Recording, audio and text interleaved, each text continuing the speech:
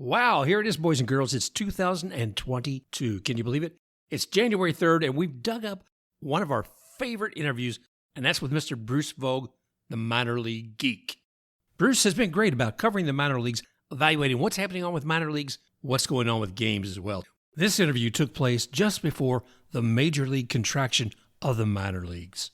Anyway, Brandon and I will be back with you shortly, but we thought you might enjoy this interview in between.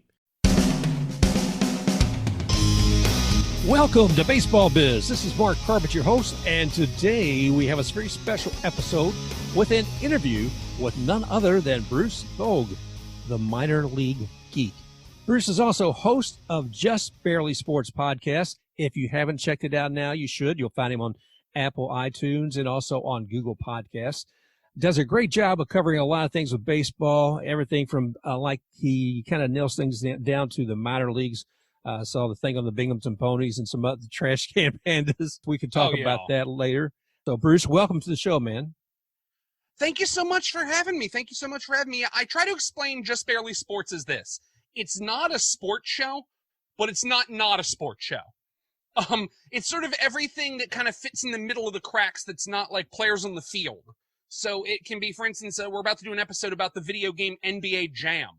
Wow. Which for a lot of people that didn't like sports and didn't like sports games, if you were a kid in the 90s, you still played NBA Jam, even if you had no desire to involve yourself with the NBA at all. As a matter of fact, I interview the author of NBA Jam, the book, and he and I both had the same experience of not really being an NBA fan and then playing NBA Jam and getting into the NBA at that point.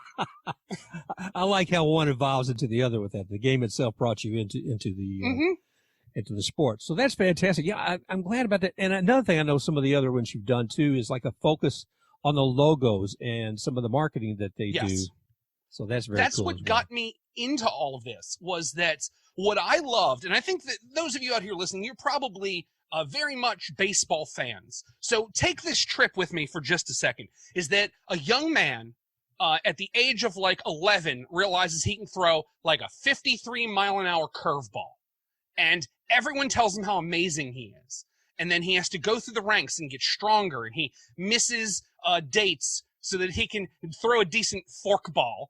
And then he's the best in his high school. And he goes to the college program. He's the best in the college program. He gets drafted to a team. He's like, oh my goodness, I'm going to make the show. And then they make him play in Montgomery, Alabama, in wearing a hat that is a biscuit with googly eyes and a butter pat mouth. And that fascinated me. Great aspirations, man. And there you go. That's what drew me, because like, the logos on the hats for a lot of minor league teams, they figured out if you made a cool logo, you don't have to play baseball. And there's something about the marketing mind that I have that I just thought that was great. So that's what I really latched onto. And from there, that's how I ended up with the show. I was a public address announcer for the Hagerstown Suns. I was almost the public address announcer for the Baltimore Orioles. Wow. I was invited to try out, and I failed, but I was invited to try out for the Philadelphia 76ers, which was a super cool experience. And I was a top 8 for Cal Ripken's team, the Aberdeen Ironbirds. Oh my God. I got to do a whole bunch of like announcing stuff. But what got me into it was not that I care about the play on the field. It was that I loved the logos, and then I wanted to be the voice that welcomed like all the new kids that were going to be learning about the game, or wanted to inform the scorekeepers as to what changes are being made. Like, I wanted to be that welcoming voice, and that's how I ended up kind of in all of the rest of it. Well, we're glad to be able to spend some time with you. You've achieved so much with that, and obviously that growth into the game. And it's interesting too, because you're covering minor league baseball. I mean, you've been involved with it quite a bit. Mm-hmm. And so it's very interesting, now that you're covering in this particular episode, your most recent one is about the business of minor league baseball. You were talking about the aspirations, or talking about somebody who's done so much only to wear that hat with a special logo on it, but all those hours those young people put into it. And I don't think most people understand what the commitment they've made to this game. We're looking at guys in the rookie leagues who aren't going to make $3,000-$4,000 for the time that they're going to be playing for 3 months. There's no money given to them for the time that they're in spring training or anything else. And we'll talk a little bit too about how we cut them so they don't get paid for overtime. Oh yeah, it's gross. I mean, to be real honest, like, because I came in, so I was working for the Hagerstown Suns, and I was driving from Baltimore to be the announcer for Hagerstown. Now, if you know where that is, that's going to make sense to you. If not, that's about a 65-mile-an-hour trip one way. So I was driving about 130 miles round trip to do these games. Wow. And I would show up, and these poor kids, man, like, there would be Bryce Harper, and like Bryce Harper would be in a pickup truck jacked up on rims with practically like $100 bills shooting out of the exhaust. Everybody else would be four people in like a Pinto, hoping that they can like get from the stadium to whatever room they have that's in the community that is not, it's not a hotel room, it's not their house. It's like they stay in a room of somebody's house in the community because that's how much money is available to pay these guys if you're not a #1 signing bonus. It is way, way crazy the way the pay scale works. One thing I'll note, just because I think this really shows the difference, the disparity between the major leagues and the minor leagues, is the minor leagues do two things. They're the old school farm program. You grow them on the farm. And then they're also injury rehabs. So when like a major league, and not even like a high level major league, like a decent bench warmer major league player would come through and do an injury rehab, they would do things like leave 50 bats there because these kids couldn't afford bats if they broke them. Which blew my mind. At one point, I want to say maybe Rick Ankiel came into town because I worked in the national system, and Rick Ankiel was there, and that was one of the things was all the players were joyous because Rick Ankiel told Louisville Slugger he accidentally broke like 29 bats.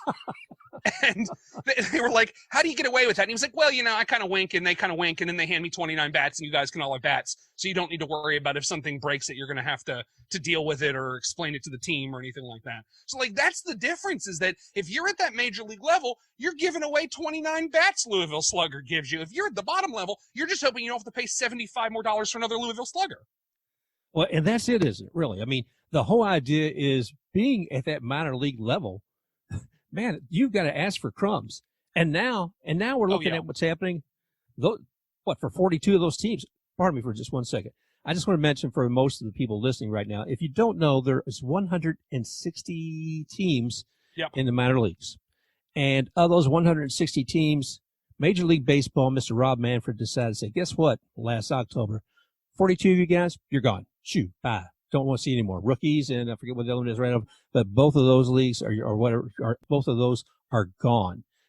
We're going to tell you how you're going to do business from now in minor league baseball. We've got this thing called a PBA, Professional Baseball Agreement.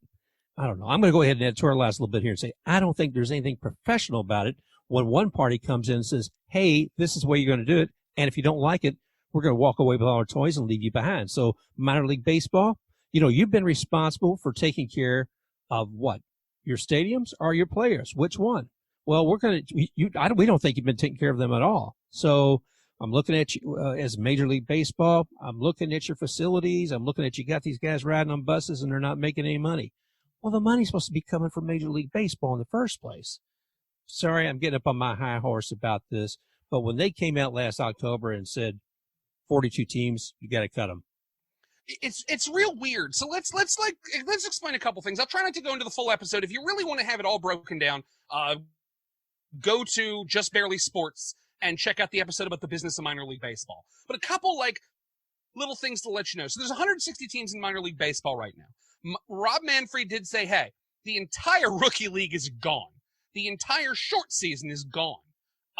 So here's what we're going to do is, hey, every major league club, we're going to let you, it's very easy to say that Major League Baseball's evil through this. They're really just creating efficiencies. It's just that sometimes in creating efficiencies, you're doing kind of evil things to places. So they've said to every major league team, pick the 4 teams you want to work with, give them a license, and bam, that's what we're going to do. Now, the problem is you end up with states like West Virginia. West Virginia had 4 teams coming into this, and they may leave with 1 if they're lucky. I want to say the state of Montana they are not a state that is bordered by a state that has a major league team. So they are losing all 4 of their teams. And part of kind of the illusion that we all do here is we all pretend, even though baseball's a business, it's the nation's pastime. And that's why it needs to be everywhere. We are going to keep putting baseball fields everywhere we possibly can because it's the nation's pastime. And that's great until you say, oh, but no, it's also business. So Montana doesn't need to have any teams that look professional. And West Virginia, at one point, was going to have 0. I've heard they might keep 1 because they just built the stadium last season.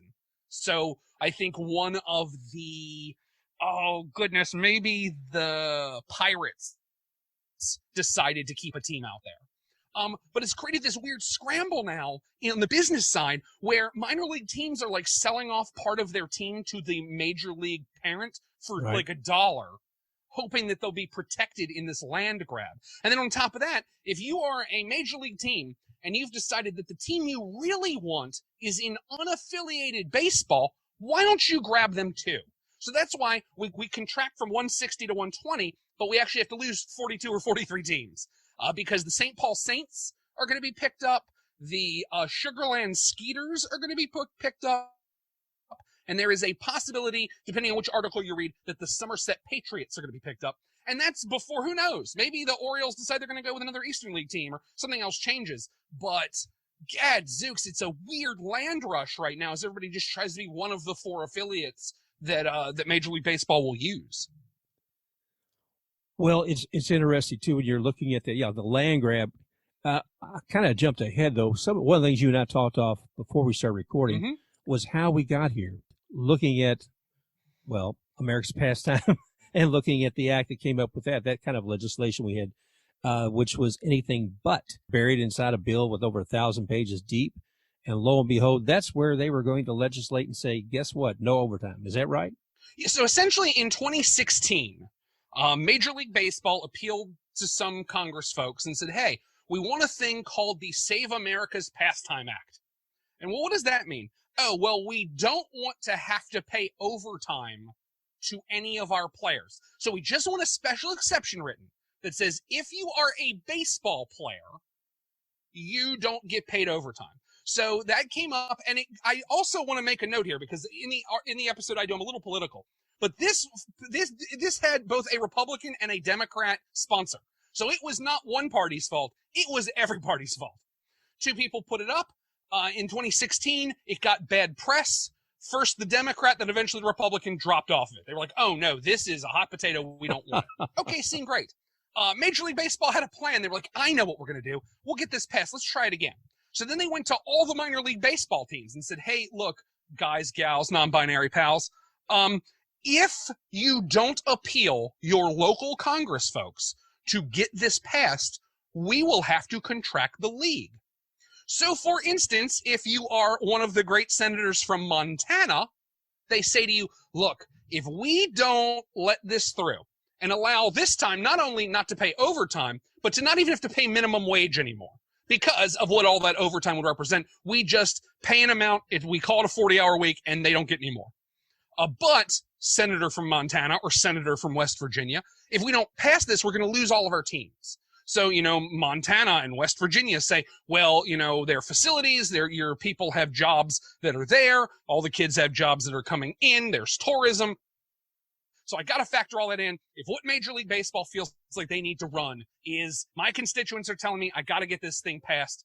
Gosh darn it, let's save the nation's past. And it ended up being buried. That was the one thing was I couldn't find the exact number, but it was just like deep in a bill. And because it was a spending bill, it was like in the 1,000+ pages somewhere. It got buried in that the Save America's Pastime Act, where Major League Baseball does not track hours or pay overtime, got passed. And remember, all these people, all these minor league teams worked to get this passed because they thought they were saving their team. Rob Manfred then a year later said, whoops-a-daisy, thank you so much for doing that for us. We are still contracting the league. Good luck. Yeah, a lot of love. But yeah. And a lot of those folks, like you said, once it became a hot potato, people who were right on board there pushing us on through said, oh my gosh, my constituency. Mm-hmm. And it was, you were saying, whether it was West Virginia had 4 teams, and now West Virginia was one of the states. I think they get to keep 1 team. Wow. But they were doing it because they had 4, and at one point in the discussions, they went from 4 to 0. I think they've saved 1. Well, I'm glad to hear that much anyway. But it's just got to be a nasty little business at this point. I mean, I understand the economics of 160 teams, and I understand even if you look at the draft, what we have in baseball compared to other sports, only a limited number of players are actually going to make it up to the show. There's 30 teams, and the rosters are limited. So what's going to happen? I understand that, but the thing that needs to be considered is community. And all those communities which don't have a major league in their town, they're tied into baseball, but they're also tied into that major league in some capacity. When they know that the guy they're seeing out there playing center field, who also does great at bat, they may see that person aspire. They may see him go up to Class A, Double A, Triple A, and yes, then they're in the show. And the kind of excitement and history that builds for that town and for that team, that is something I don't think baseball realizes that is there. That is a marketing piece that is huge. And if I had that and you take it away from me, it's going to be a little hard. Well, and so that's part of what Major League Baseball is saying, is they don't even want to call this the contraction. They're saying, look, you have so many options. You're essentially, all we're doing is we're taking away players that might be future Boston Red Sox. But, you're getting equivalent caliber players from other places. And your options are one of three. One is become unaffiliated baseball. Now, for me, Bruce Voge, guy who cares about the sumo race mid-inning, that's fine. But for a lot of people, they want to see the future, exactly, that center fielder that's got a decent at-bat that eventually makes their way up to the show. That is important for a lot of people. So to say that they are the same is completely a lie, flat out. The other option you have is what's called college wood bat, which is even more gross in my opinion, because you're bringing college players in, and oh, wait a minute, the whole system of college sports is built and we don't pay those people, even though they're working. So there you go. Here's a free team that hopes that one day a major league scout will see them and then bring them into affiliated baseball. The third option, of course, is to just stop being a team and fold. Those are your three options. Wood bat, where you kind of work with kids that can't do any better. Unaffiliated, where you kind of hope maybe you have some players that'll find their way to a team somehow, but they're still not going to have that affiliation with the major league team. And then third, once again, fold. Well, I think you hit it. I think that last one's going to happen a lot more than anybody wants to think about. Looking through what's happening in this world right now, this has become, nothing people really are going to consider. They've got a lot going on. I mean, whether it be the presidential race, it be the pandemic, whether it be, racial injustice, all these things that are going on. So guess what? What you and I are talking about has really become inconsequential. Oh, definitely. But it's still part of the fiber of people, of who we are, above and beyond all those very issues that need to be addressed. This is something that what happens. I mean, it happens with a lot of these, Bruce. I mean, you look at this, how many times there a hot issue out there and the next issue through the news cycle gets lost. We've got championships right now with hockey, with basketball. We've got things going on with bubble and coming up here with the playoffs for baseball. Nobody's looking, man. This is when people can, go ahead and set the cards. They can move things around and the rest of us won't see it. Oh, yeah. Pat O'Connor, MILB president, gone. He just resigned.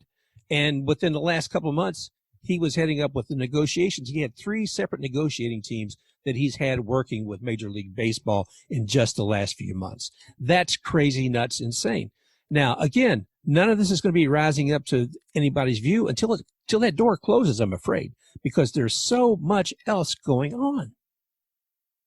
Oh, definitely. And since we're talking about the business of baseball here, let's talk about a couple things. One, when you talk about all those other, and I specifically want to talk about kind of all the injustices and the social stuff, minor league baseball finds its way to normalize those things that were not normalized. For instance, it ended up getting canceled, so I didn't go, but the Columbus Clippers were going to do a drag queen softball game. Because the city of Columbus has the second largest pride parade in the country. So you even see these teams in these communities saying, these are the issues of the community. Let's bring them into a place where everybody meets together. No matter what your faith may be, no matter what side of the aisle you're on, everybody kind of still comes to the baseball game. And why don't we take these things and see what we can do about putting everyone together? Because it'll be drag queen baseball on Thursday, but it'll be faith night on Sunday. So all of these things are coming to the same place to form this community. There is something to be said about minor league baseball being a community hub for these smaller cities. Additionally, as we talk about COVID-19, so a lot of people are saying that what may end up happening is that Major League Baseball may just wait to see who's still left standing. Because remember, these teams are going to have not done anything for 19 months. And the worst of it is, because I had never thought about this. So the short season teams that got cut actually got the easiest ride because they didn't buy their food for the start of the season. So COVID-19 hit, right at the beginning of the season.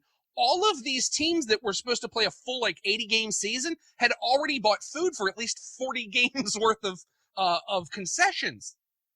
So they not only don't make a dollar, they had to outlay all the money on their season projections for popcorn and hot dogs and ketchup. And, you don't think about that. You're like, oh, ketchup. But at the end of the day, 70 gallons of ketchup is going to end up being something to you when you can't bring one person into your stadium. I think you hit an ideal point too when you talk about community. Whether you were talking about reflecting as far as the Pride Parade and then having the drag queen having drag queens there with the community baseball team, whether you're talking about, and it's interesting you talk about the food because what these small baseball teams are doing, they are part of that community. I'll go back to that again, and they reflect that. So when they have all that food and everything else, you've seen some where they're donating it, where they're cooking it up and having people drive up to the parking lot and they're giving it to them, to try to make use of the facilities. I was even seeing some graduations being done on minor league baseball fields. Yep. A wedding and turning the baseball field into into a restaurant where you have plenty of room for social distancing. And drive-ins. I mean, like I said, all this together. So there's a lot of things that these teams have done to be a part of the community before and in these difficult times as well. So I have a great love for them just for that sort of thing. Like I said, whatever happens, I feel like it may be inevitable at this point, but those teams should still exist. As a local, just kind of have to adapt to the mindset that they're not going to necessarily be affiliated with MLB. This dream league that Manfred talks about. I would still enjoy seeing a team play there, even if they're not affiliated. But I feel that a lot of those, like you were saying, because of conditions being what they are today, may just roll up and go home, that it may be done because people can't afford to, the taxes, whatever else on those stadiums when they haven't had a year of anybody coming in there. I don't know. Yeah, I mean, I think it's all real. It's all very something because the thing to remember about baseball is, especially minor league baseball, is that essentially it is two forces that have decided to get together to make money but aren't really attached. And that is you have the players, which are owned by the major league parent, and then you have a marketing team that pays for the stadium and the logos and the hats and all that kind of stuff. So the marketing team is still doing everything they can to just try to make some money to keep this thing afloat. And the marketing team will always do that. But at the end of the day, if what you wanted to do was bring your son and daughter to see the future Baltimore Orioles, there isn't enough marketing to make up for that. If that's the thing you want to be able to say, if you used to live in St. Louis and now you've moved out to the deep Bergs and you just want to be able to see Cardinals players come through, there's nothing that fixes that. There's no amount of drag queen softball games and drive-in movie theaters and pro wrestling nights that's going to fix that. I would hope that more people are like me and just kind of want to see the spectacle. But I understand that, especially in the baseball world, that I'm a much smaller contingent than you may think. I mean, there's a lot of families that are up for wacky, reasonably priced entertainment. But some part of that often is either mom or dad has a love of Major League Baseball. And it's a way, if you're in Montana, to still feel connected to the conversation. And I think now, once those teams in Montana disappear, what connection to the conversation does Montana have anymore? Well, that's it. It has to be so localized, and you can't see it beyond just that minor league team. There's nothing to go to the next. But I'd like to take a moment, though, and reflect on what you were saying about marketing. Because I love what you do as far as another part of your show, just on Just Barely Sports. First, I want to say, folks, if you haven't checked him out, please do check out Just Barely Sports. Bruce Voge does a great job on there, and especially this one I was talking about what you did on the business of the minor leagues. But weekly, you also have the logo show on there as well as sometimes as a feature. And I love because you talk about the marketing. And I'll tell you one quick thing. I'm actually from Louisville, Kentucky originally. I live in Tampa now. Okay. And I loved what you did with the Derby, the mint juleps. Yeah. And I'd been to the Louisville Redbirds game. Excuse me. Louisville Bats now. The Louisville Bats now. Yeah. Louisville Bats. I went there a couple of years ago. And they were the Mashers that night. They weren't the Bats, they were the Mashers. Yep. And they had Evan Williams flights. So you walk up there and they give you 4 little mini shots of whiskey. And you could go back and get more if you so chose. But anyway. Because Louisville. It's Louisville. You know? Louisville. That's all you need to know. That is, and that actually demonstrates, like, one of the things I really love is that if you ever run across a minor league baseball hat and you don't understand it, the answer normally is it's something super local. Just ask somebody and they will explain it to you. Like if you listen to one for the Derby City Mint Juleps, the work that went into this hat in this logo, because it's like an anthropomorphic silver cup, which if you know about the Kentucky Derby, the most expensive mint julep is the bookmaker that's served in this silver cup that's like $100, but the ticket to get to the bar that serves it is like 10 grand, and it's $100 to get this bookmaker's mint julep. And then if you look at the face, it's the nose is a horseshoe that's turned right side up because that's good luck. Like there's all these things that are hidden in logos. Because minor league teams want to appeal to the people that are right there. You got to sell to the locals that are within 30 miles, and you do that by just being as local as you possibly can. And that's why, for instance, formerly the Redbirds, they've been the Louisville Bats, the Louisville River Bats, went back to the Louisville Bats, stayed the Louisville Bats. I think for a little while, they were a vampire bat. Yeah. Then they became a vampire bat where it was a baseball bat with wings. Then they went back to being then they went to this symbol that almost looked like a ripoff of the Baltimore Ravens, that was just kind of like a Batman Baltimore Ravens thing. Then they went back to the wacky bat with the bat, and these changes are just trying to figure out what the community wants and where they think their identity is. And the Mashers was another one. Evan Williams sponsored that, and that logo was like a barrel with a baseball bat. Yeah, a big old bag of mash. And he had a bag of sour mash over his shoulder. Yeah, it's crazy. But I mean, that's the color of it. You know, like I said, I live down here in Tampa. I'm very fortunate because I have several minor league teams around here. You know, the spring training, etc. And you've got everything from the Marauders. You've got some things as simple as like the Lakeland Tigers, and then you've got the Rays with the Stone Crabs right down the road too. So it's exciting stuff. It's fun and it's community. And again, I want to thank you and with what you're doing with Just Barely Sports and how you're featuring a lot of those teams. You've been doing a bang up job, dude. And I'm definitely going to continue to follow you. Thank you so much. So, thank you. And I'm going to do, just because you mentioned it, I'm going to do one more. So the Lakeland Flying Tigers, they are called that because where they were playing, Joker Marchant Stadium, was, before it became a minor league baseball stadium, it was I want to say a World War I training barracks in Florida. They converted the World War I training barracks into a baseball field. So the Flying Tiger is the Flying Tigers of the Air Force. That's exactly why they did it. And their hat is, it is like the Detroit Tiger in the middle with the wings to look like the lapel pins that you see on an officer's uniform. They took it so far that there's a special version of the hat they call, I think the scrambled eggs is what they refer to it if you're really in the know. But it's got like fronds on the brim of the hat. You can only wear that if you're a higher official. So only the team manager and the coaches are allowed to wear that hat because that's a higher ranking in the Air Force. Oh, wow. And that's how in-depth these logos get, and that's why we do Logo Show as a part of Just Barely Sports. I love it. I love the history that you're able to bring out of that. And as far as higher ranking, that's you too, dude. So you should have the epaulets to go with that too, man.